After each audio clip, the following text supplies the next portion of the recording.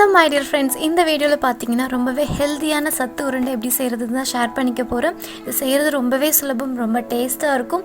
வீட்டில் இருக்க பொருட்களை வச்சு நீங்கள் இப்போவே கூட செய்ய ஆரம்பிக்கலாம். ரொம்பவே ஈஸியானது. 2 வயசுக்கு மேலே இருக்க குட்டீஸ்லேருந்து பெரியவங்க வரைக்கும் தாராளமாக சாப்பிடலாம். டெய்லி எடுத்துக்கோங்க, ரொம்பவே ஹெல்த்தியாக இருக்கும். இப்போ நான் ஒரு 300 கிராம் அளவுக்கு வேர்க்கடலை எடுத்துக்கிட்டேன். இதை நல்லா மீடியம் ஃப்ளேமில் வச்சுட்டு நல்லா பொன்னிறமாக டோஸ்ட் பண்ணிக்கலாம்.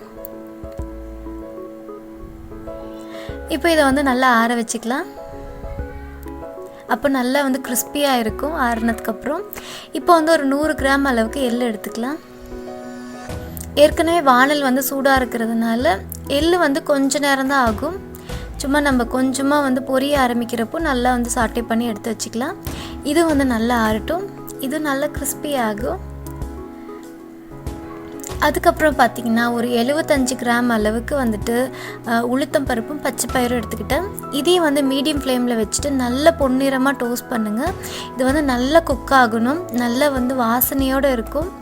இது சேர்த்துறதுனால குழந்தைக்கு பார்த்திங்கன்னா ரொம்பவே ஹெல்த்தியாக இருக்கும். குழந்தைங்களுக்குன்னு இல்லை, பெரியவங்களுக்கும் தான். மசில் க்ரோத்து, பாடி க்ரோத்துக்கு ரொம்பவே நல்லது. கிட்னி ஃபங்க்ஷனில் இருந்துட்டு ப்ளட் ப்ரெஷர் ரெகுலரைஸ் பண்ணுறது, மெயின்டைன் பண்ணுறதுலேருந்து ரொம்பவே நல்லாயிருக்கும். இதில் நான் 1 ஸ்பூன் அளவுக்கு நெய் எடுத்துக்கிட்டேன். 100 கிராம் அளவுக்கு நான் பேரிச்சம்பழம் எடுத்துக்கிட்டேன்.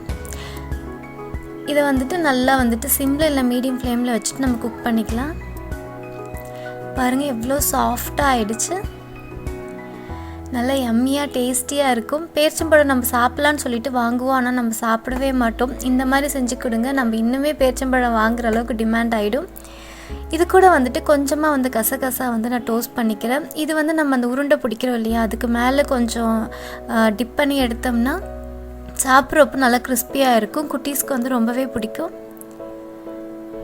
இப்போ இதெல்லாம் நல்லா ஆறிட்டு இருக்கட்டும். இதில் நான் சர்க்கரை வெள்ளை பாகு ரெடி பண்ணிகிட்ருக்கேன். நான் ஒரு 60 கிராம் அளவுக்கு வெல்லம் எடுத்துக்கிட்டேன். கம்மியாக தான் எடுத்திருக்கேன்.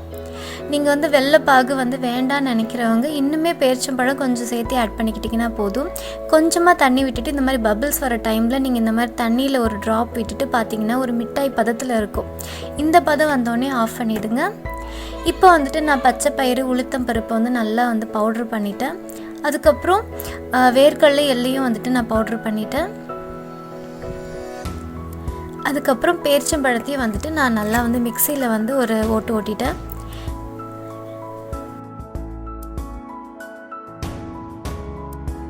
இது எல்லாத்தையும் சேர்த்து நம்ம மிக்சியில் ஒரு ஓட்டு ஓட்டிடலாம். அப்போ பேரிச்சம்பழம், அதுக்கப்புறம் இது மற்ற எல்லா திங்ஸும் நல்லா பிளெண்ட் ஆகிடும்.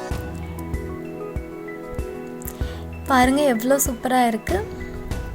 நீங்கள் சர்க்கரை வெள்ளைப்பாகு வேண்டான்னு நினைக்கிறவங்க நீங்கள் இதே போதும். பேரிச்சம்பழம் இன்னும் கொஞ்சம் ஆட் பண்ணி உருண்டை பிடிச்சிங்கனாலே நல்லா வரும். இதில் வெள்ளைப்பாகு ஆட் பண்ணிக்கலாம். இதில் பார்த்திங்கன்னா நிறைய போன் ஸ்ட்ரென்த் கொடுக்கும். அது மட்டும் இல்லாமல் நம்ம நல்லா ஃபிட்டாக இருக்கிறதுக்கு ரொம்பவே ஹெல்ப்ஃபுல்லாக இருக்கும். Muscle growth, muscle mass increase பண்ணும். நமக்கு டெய்லி சாப்பிட்றதுனால நமக்கு நல்ல ஸ்ட்ரென்த் இன்க்ரீஸ் ஆகும்.